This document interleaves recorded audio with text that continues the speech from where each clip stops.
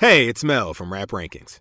To hear the full episode this clip comes from and all of the other episodes, check the link in the description, stop by raprankings.com, or search Rap Rankings on your favorite podcast platform.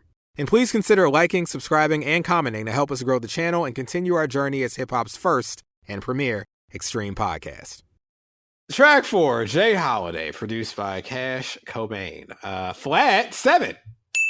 Finally, Mel's talking some sense. 8+. Ding Me Baby. Oh, wow. Okay. My favorite song on the album. Damn. Yeah, this one, like I said, it started at a flat 7. But after that freestyle, I went back on this and Vacant, and they both went up to 8s. This one I like a little bit more. It's 8+. Well, I'm going to read you what I wrote in all caps because it had to do with what you were touching on earlier. I wrote, "This is New York. This is Hamilton. This is that so vocal sample running alongside the raps. I need you inside my world. Okay. If you don't get that, folks, fuck off. Just fuck off. Look, we're gonna play it. We're gonna play it. We're gonna play it. We're gonna play it because there's a part 2 on the deluxe, and I want to play that. Oh, part 2, right there it is. Okay, well, let's play JHOLIDAY. Because here's the thing. I understand it might be disorienting if you're not used to listening to music with a prominent vocal sample running alongside them rapping. It might be too busy for you. But you don't understand. That's why I got to tell you to fuck off. Because I know, growing up listening to that Charles Hamilton, okay? This is good tunes. Check it out, folks. JHOLIDAY. Don't say God bless when I see you, cause I'm already blessed, bitch. Don't got no time for no ex, bitch. Don't even text, but you still get the message. Pussy was better than expected. Hit that, I shot your name off the checklist. I ate that pussy for breakfast, oh, you sucking dick on my sleep, what's your preference? I gotta put you to bed, bitch. That pussy good, baby, but you was a bad bitch. I wanna fight every nigga that had it. I wanna fight every nigga that had it. You causing this madness. Yeah, I sneeze, but I'm already blessed, bitch. I don't want none of your blessings. What you got, son, you blessed with? I wanna come in it, yes, bitch. I'ma go dominate, yes, bitch. Beating that pussy, no drumming it, yes, bitch. Empty the clip, yeah, the gun in it, yes, bitch. I put you in my eyes, only on Snapchat. Hitting that shit from the back, wet, hitting that shit, it goes flashback. Can't hold that pussy fat. Did it, I want it, so I gotta have that. Stomping out, screaming out, slash that. Give me a gag, I'll never like that. Cobain didn't kick me out the party. He held it down for Allergic Male. That's why he hit that sneeze. Okay? Yeah, I sneeze, but I'm already blessed, bitch. Yeah. Okay? Oh, man. All right. I need that. Okay? That drill hat pattern, that stomp kick. Yeah, I want it all. Kick is the Cash Cobain kick now. Yes, it is. I want it all summer. And look, we heard it in the live freestyle version. We didn't get it on this time we played it, but the SmackDown line. Bro, I love this line. Chow Lee, a real wrestling fan, a real fucking. I mean, both these guys, they have like mad references if you really listen, but they're not as overt with it as a lot of guys are. Cough, Griselda, cough. Fucking look, marks. I beat her back down. I hit it raw, but it's feeling like Friday Night SmackDown. I put that bitch in the sleeper. I put her to sleep, and I made the bitch tap out. Yeah. Amazing. You told me when you first played it on this week, you told me to listen. Yeah, one of my favorite lines to on catch the whole that album. Line. Yeah. Friday Night SmackDown. He's keeping up, okay? He knows about that Friday night. He knows. All right. He's not one of those calling it WWF. No, no. I want to talk to him about wrestling. On Ain't No Wrestling. Oh, wow. Hey, make it a New York affair. Mools, Jesse, the SLIZZY boys, talking wrestling. All right? It's all New York in the house. That's how we get back on track, okay?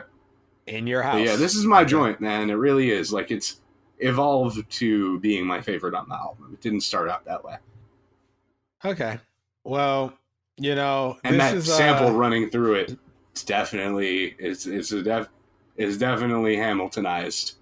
Oh, look, and great sample. Who's the artist? I have no idea, no clue. But it's where would we begin to find that out? Is the question. Yeah. All right. They don't. It's not like they leave us any kind of clue. All right. I don't know. It's a good sounding sample though. All right. Yeah. Listen, you heard a little bit of the verse. All right. He's styling. Okay. Talking about pussy was better than expected. Hit that. I scratch your name out the checklist. I eat that pussy for breakfast. Are you sucking dick on my sleep? Was your preference? What a guy. What a nasty guy. He hit that ad-lib. Oh, listen, the bars that touch my soul. I want to fight every nigga that had it. I want to fight every nigga that had it. I know he felt me because he doubled down on it. Okay? Yes. All right? I do. Listen, I want to come in it, yes, bitch. I'm going to go dumb in it, yes, bitch. Beating that pussy, no drumming it, yes, bitch. Empty equipment, had a gun in it, yes, bitch. His best verse so far on the tape. He was going off to me. When he hit that slat, slat, lack, lack. That's fun. Come on. Yak, yak. Like, Chow has my favorite line on the song, perhaps. One of my favorites on the album, but I think Cash got him on this one, actually. Cash was going crazy. Okay. He was. All right. Yeah. Chow, we had to smack down and rob it all, but come on, you know. Now, I do want to bring something up here. Well, I should save it. Where we put this? This is J Holiday 2. What is that? I don't know. We got it. We heard J Holiday 1. Let's listen to J Holiday 2. Yeah, this is 2. I don't know if I've heard 2. I've heard 2, actually. I pressed play on it on Spotify. Not this week. It was weeks ago. But I forgot what it sounds like. So here we go. Since you're looking for a nigga with money while I'm already cash, bitch. Don't got no time for no weapons, time for no trash, bitch, time for no mad, bitch. Pussy was better than average, hit that Nike, nigga want static. Fuck with a SLIZZY, the average, fuck with a SLIZZY, have bitches the maddest. My bitch, she was skinny, but now she got mad thick. My bitch, she was skinny, but now she got thick and her rice in the cabbage. See when I'm fat, every bitch that I had it. See when I'm fat, every bitch that I had it. She see my ex, she attacking. Woo. See when a nigga with money when I'm already cash, bitch. I already come with a bag, already come with a tag. I don't want a name you had, but the same you had. She put the clip with the gun in the bag. Get to the clip with my tongue in her ass. My bitch, she look good, but you know she a baddie. Hit from the back of me, daddy. Top 5 SLIZZY, no top 5 Nancy. And the ass, I got a jaddy. She got the cake, I be calling her Patty. She said you lucky to have me, lucky you bagged me, lucky to rag me. Nigga, what else? Bitch in the Addy. I got a Glock in my lappy. You post a picture, baby, make sure you tag me. You post a picture on your story, I'm reacting. I see your eye with a spot and you know that I'm clapping. I saw my thought in the spot with a nigga, I walk up and smack her ass cause I'm a savage. I got a Glock in my Macish. This not a regular jacket. I don't got a regular swag, bitch. That's why the bad bitch's jacket. She wanna fuck with me, but I told her bring a friend cause your friend with the baddest. I wanna fight your father, nigga, who a daddy. Fighting daddies. All right, yeah, J Holiday 2. It's good. I don't like it as much as this, but it's good. Okay. Same, actually. I'll play more songs from the deluxe later. I'm not going to play all of them, but I'll play some of the highlights. Okay. Well, this is what I was waiting for, to get the analysis out the way. We had a job to do, but this ties into the analysis. Charlie says, yeah, I'm super, but I never save you, ho. I ain't Spider-Man. I cannot save you, ho. Ties into a recent conversation that I had. I'll make this quick. It's on the timeline. By the time this episode's out, the poll will still be running, so you can vote in it if you're hearing this. I had a debate in the group chat recently. I'll just read the tweet that I put up. Arguing over literal comic books in the chat this morning. The feeling may actually be restored. I now present the question to y'all. A friend said Spider-Man gets women. I agree with that, but I said he can't keep women, and it's basically part of his lore. Are we both right? As of right now, 17 votes, 88.2% say yes, 11.8% say no. Mools did weigh in. I don't really be tweeting either. Yeah, you said you're both technically right. He does not have hoes, though. Only Batman's got hoes. Okay. And then you went on to say Clark Kent equals classic wife guy, has Lois Lane, and that's it. Peter Parker, nerdy guy that gets the girl but can't keep them, a true yearner. Bruce Wayne, drowning in strange ass. I agree with that. Cam is like the father. Understood. He's a great date and a shitty partner. Both are right. I told him, you see it. I think we were both right. Now here's the thing. So I guess I'm gonna have to put him out here. It was my man Cameron Van Buren, friend of the show. Cause he tried to tell me, this is why I had to take it. I'll be taking these polls to Twitter. Cause he told me, folks, I sounded stupid saying he can't keep hoes. We didn't say women in chat. We really say hoes. They say he can't keep hoes. Spider-Man can't keep hoes. It's all started because I said I'm Spider-Man. Now, obviously I'm not because I don't have powers and I can't get hoes or keep them. but it's just me being delusional. It's my favorite superhero. But we got on to keep. I said he can't keep hoes. He said you sound stupid. He was married to Mary Jane. I'm like, yeah, but anyway. Not to get into the specifics. I threw up the poll because they like to play me in the chat, so I had to take it to the streets. Here's the thing, though. I will play his message because it's short, and I owe it to him because the chat seems to think I like to skew things when I throw these polls up. So this is what Cameron told me. Hold on. I gotta point out, Melvin, you love misrepresenting an argument for a Twitter poll because that is not the argument. It's not, are we either both right or not? It's one of us is right and one of us is wrong. Because you're saying it's in his nature to continually lose women, and I'm saying it is in his nature to get the girl next door. And the writers continually throw acts of God, random acts from the universe intervening to fuck him up and reset his entire timeline to being a teenager so they can sell more comic books. But it is also proven that his timeline is to marry Mary Jane Watson and have children.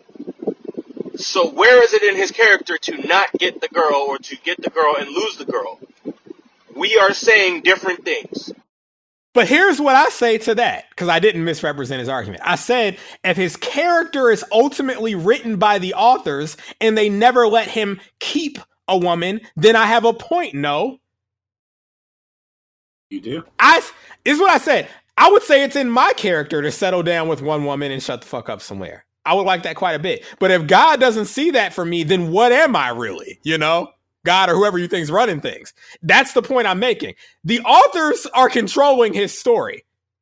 Ultimately, if they decide that is not what's meant for him, then we can't rely on the character of a fictional person. Right. That's controlled by us in reality. Let's talk about Cody for a second. Sure. If the writers decided that he's not going to finish his story this past year at WrestleMania,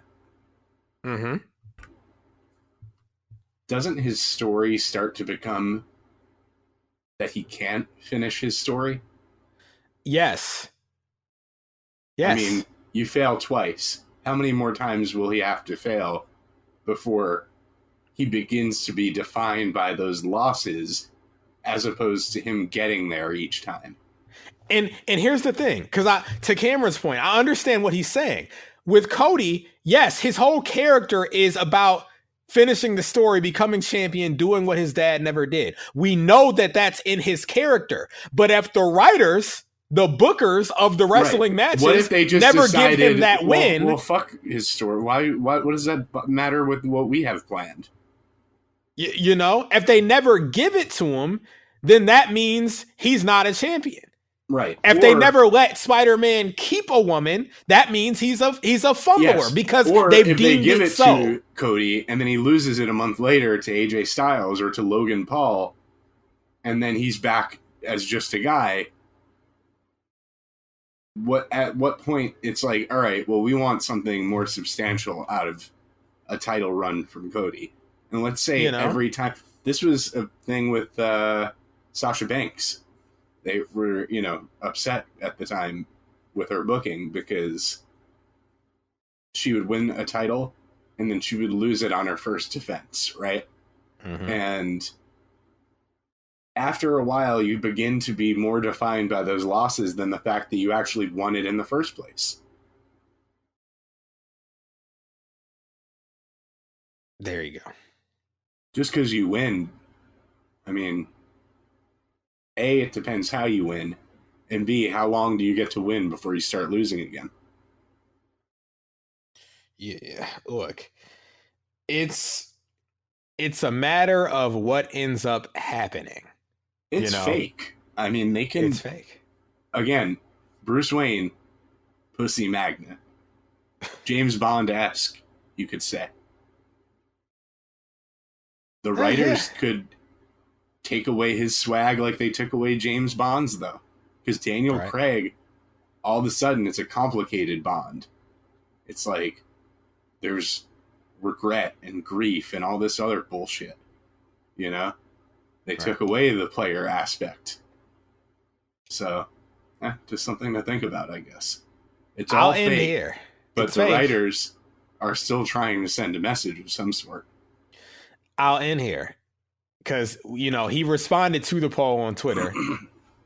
He said, and he reiterated, if he get married and the writers throw it away repeatedly to keep selling issues, that isn't his fault. I said it's not. It's the writers, but that's my point. They continually design him to be a ho-fumbler. It's baked into his DNA. They don't let him have anything for too long. Well, and then he said it's not even him. I'm sorry, but like, when does he, if it's not his fault, is he real and he's being screwed over by like a higher power, or is he fake and being written by people? Because at some point it starts to become interesting because it's like maybe it's Spider-Man versus the fourth wall. It's Spider-Man rather versus us, the hand of God, the writers. Like he's becoming sentient. Like, yo, I'm fake and they're not letting me win. There have been comic book stories like that. I mean, he met God in the comic surrounding a storyline. I think. What's that? He never met the writers who created him? Yeah, no, he did. It's the one above all, basically, is the representative, I think, of the writers in Marvel Comics. Okay. And that was around the story where they reset his marriage, I believe. But he said, they write literal acts of God into the story, but it's also baked into his story. He marries MJ. They have children who become spider people. So how is he a fumbler? That's what his path is. But they do comic logic shit to keep him in the era that sells. And I said, see, now you got to talk about the audience, because if that's what's selling, that means that overall they like when he's going through it over a woman more than other depictions. It's a sad scene, but it's Spider-Man. The identifiable core aspect of Spider-Man is that he's always down bad over a woman. There it is. And that was the point I was trying to make. But anyway, I love Cameron. And apparently the world agreed with me, even though he thought I was mischaracterizing him in the poll. I don't think I was, but anyway. Spider-Man, comic book talk for y'all, tangent style. JHOLIDAY. You want to move on? Yep. Hey, it's Mel from Rap Rankings. To hear the full episode this clip comes from and all of the other episodes, check the link in the description, stop by raprankings.com, or search Rap Rankings on your favorite podcast platform. And please consider liking, subscribing, and commenting to help us grow the channel and continue our journey as hip-hop's first and premier extreme podcast.